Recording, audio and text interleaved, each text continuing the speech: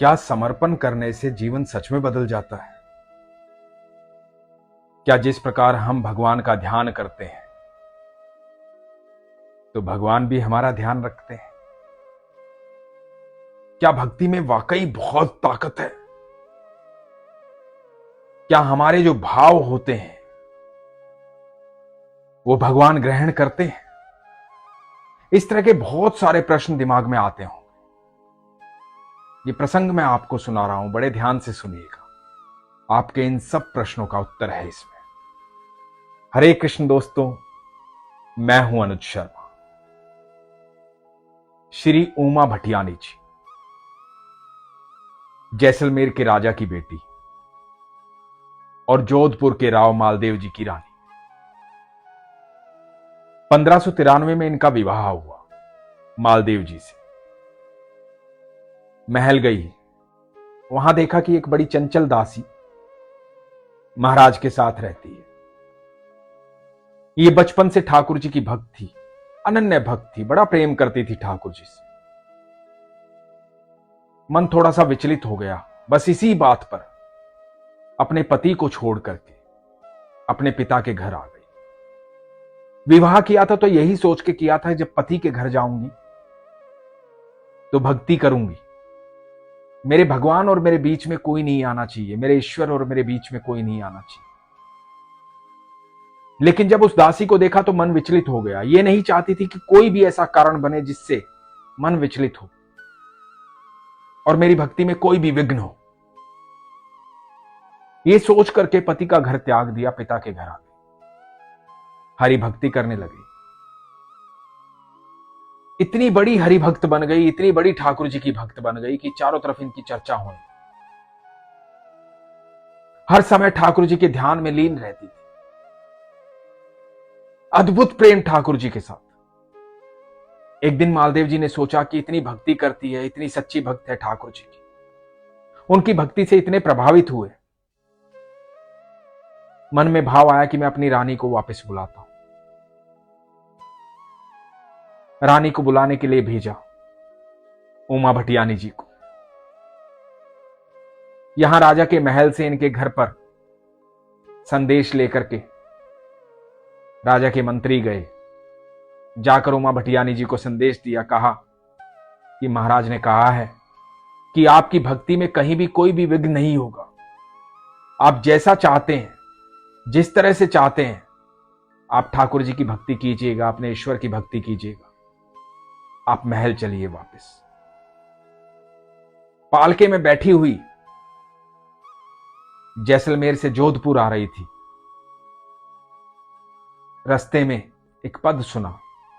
पद के मायने ये थे कि मान चाहती है तो पति को त्याग दे और पति चाहती है तो मान को त्याग दे,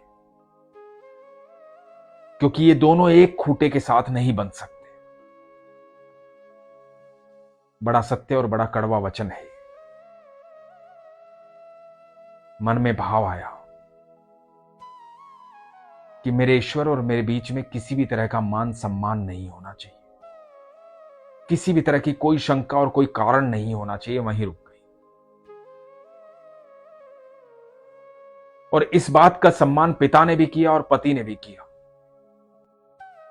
दोनों ही उनकी भक्ति का सम्मान करते थे, इसलिए दोनों तरफ से आदर मिलता था। उमा भटियानी जी इतनी बड़ी भक्त थी ठाकुर जी की, संतों की इतनी आवा भक्त करती थी। हर जीव के भीतर ठाकुर दिखाई देते थे उन्हें। इतनी आवा भक्त करती थी कि एक बार एक संत आए। संत ने कहा कि एक आयोजन करवाना है, उसके लिए 2000 रुपए की आवश्यकता है। उस समय 2000 रुपए बहुत ज्यादा होते थे। उमा भटियानी जी ने कहा कि ठीक है, कोई बात नहीं।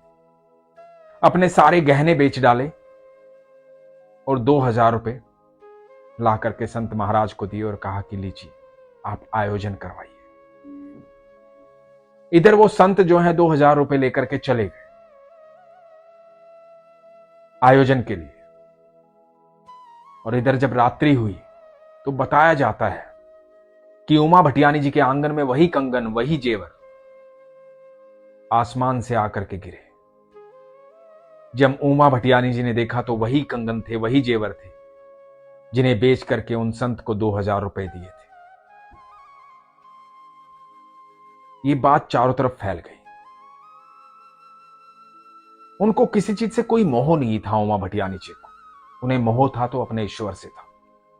ये बात फैल गई तो एक व्यक्ति ने सोचा कि ये तो बहुत सही है, संत वेश में जाता हूं, कुछ भी मांगूंगा तो दे देंगी और उनके पास तो वापस आ ही जाता है। तो उसने संत वेश बनाया, उमा भटियानी जी के पास पहुंचा, जाकर के कहा कि मुझे इतने पैसे की आवश्यकता है, दे दो। सच्ची भक्ति हर जीव के भीतर उन्हें ठाकुर जी दिखाई देते थे। आव भक्त की, उनको धन दिया और कहा कि लीजिए, अब आपकी जरूरत पूरी हो जाएगी। इनके मन में तो किसी तरह का कोई भाव होता ही नहीं था। कभी ऐसा लगता ही नहीं था कि सामने वाले के बारे में सोचे कि वो सही इस्तेमाल करेगा कि या नहीं करेगा। ये सिर्फ अपने कर्म में विश्वास करती थी, मन में त्याग की भावना थी, उसी त्याग पर रहती थी। इधर जो वो संत बन के आया था, जो झूठा व्यक्ति था, संत के वेश में आया था, वो व्यक्ति जब नगर की सीमा से बाहर निकलने लगा तो वो अंधा हो गया। वो अंधा हो गया तो उसे लगा कि सच्ची भक्ति, मैंने झूठ बोला, शायद इस वजह से हो गया। वापस नगर की सीमा में घुसा तो उसकी आंखें आ गई। अब उसने निर्णय लिया कि मैं नगर से बाहर जाऊंगा ही नहीं, इधर ही रहूंगा, इस धन का इस्तेमाल यहीं करूंगा। लेकिन बताया जाता है कि रात्रि में स्वयं ठाकुर जी स्वप्न में आए और ठाकुर जी ने कहा कि मूढ़, तो इस बात से भी नहीं समझा है कि वो मेरी सच्ची भक्त है। मेरे भक्त का धन भक्तों के लिए ही इस्तेमाल हो सकता है, सद्कार्यों में ही इस्तेमाल हो सकता है। तू मेरे भक्त के धन का दुरुपयोग करेगा, मैं तेरा सर्वनाश कर दूंगा। घबरा करके स्वप्न से उठा, निंद्रा टूटी, वो धन लिया, उमा भटियानी जी के पास वापस गया, वो धन वापस दिया। बताया जाता है जब राव मालदेव जी का निधन हुआ तो उन दिनों वैदिक प्रथा के अनुसार उमा भटियानी जी ने अपने पति के साथ सती प्रथा को निभाते हुए उनके साथ सती हो गई थी। ठाकुर जी की अनन्य भक्ति। दोस्तों, ये प्रसंग हमें बताता है कि जब हम त्याग की भावना रखते हैं, सच्ची भावना रखते हैं, आस्था रखते हैं और विश्वास करते हैं कि इस ब्रह्मांड में, इस अनंत ब्रह्मांड में, इस धरती पर जो कुछ भी है मेरे ठाकुर का है, मेरे ईश्वर का है, और किसी भी चीज पर मेरा अधिकार नहीं है, चीज मेरी नहीं है, कोई भी चीज मेरी नहीं। ये सारी भौतिक चीजें, सारी सुविधाएं, सब कुछ मेरे ईश्वर ने मुझे दिया है। जब इस भाव में रहते हैं और इस भाव से दूसरों की आवश्यकताओं को पूर्ण करते हैं तो यकीन मानना, ईश्वर आपके भंडारों को कभी खाली नहीं होने देंगे, आपके खजानों को कभी खाली नहीं होने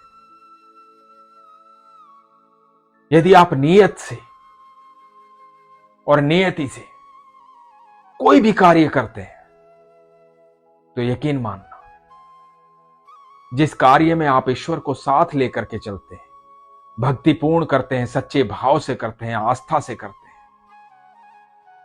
उस कार्य में स्वयं ईश्वर आपके साथ ही होते हैं। तो आपके साथ कोई भी दुर्व्यवहार नहीं कर पाएगा, कोई भी आपके धन का, आपकी संपत्ति का, आपके भाव का, आपकी भावनाओं का दुरुपयोग नहीं कर पाएगा। उस व्यक्ति को लगेगा, जो आपके साथ धोखा करना चाहेगा, कि मैंने धोखा कर दिया है, लेकिन वास्तविकता यह है कि आपको कुछ कहने की आवश्यकता नहीं होगी, क्योंकि फिर ईश्वर उस बात का उत्तर देंगे, ईश्वर उस व्यक्ति को जवाब देंगे। आप एक बार समर्पण करके देखिए, जब आपका समर्पण हो जाता है तो आपकी जगह हर कार्य को ईश्वर पूर्ण करते हैं। हम सब जानते हैं, जब अर्जुन ने संपूर्ण समर्पण दिया तो वो युद्ध जिसे कभी कोई जीत नहीं सकता था कौरवों से, उस युद्ध में बड़े बड़े योद्धा थे। पितामह भीष्म, गुरु द्रोण, कर्ण, सब परास्त हो गए, क्योंकि अर्जुन ने समर्पण दिया था ठाकुर जी को। और जब हम समर्पित हो जाते हैं तो आप यकीन मानना, हर पल हर क्षण ठाकुर जी आपके साथ रहते हैं। इसका सबसे बड़ा उदाहरण वो भी है जो हम सब जानते हैं, जब दोनों हाथ ऊपर करके द्रौपदी ने भरे महल में, जहां दुशासन चीर हरण कर रहा है, लेकिन उसी क्षण द्रौपदी ने दोनों हाथ ऊपर करके संपूर्ण समर्पण के साथ भगवान श्री कृष्ण को आवाज दी थी, कहा था कि हे कृष्ण, तो भगवान पल भर में वहां थे। तो एक बार समर्पण करके देखो, त्याग करके देखो, अपनी भक्ति पर, अपने भाव पर विश्वास करके देखो, अपने ईश्वर पर विश्वास करके देखो, जीवन में कभी कोई कष्ट नहीं होगा। आपका समर्पण, आपका त्याग आपको ईश्वर की प्राप्ति करवाएगा। लेकिन इसके लिए सबसे जरूरी है विश्वास। इसीलिए हमेशा कहता हूं, अपने विश्वास को मजबूत रखिए, अपना ख्याल रखिए। हरे कृष्ण।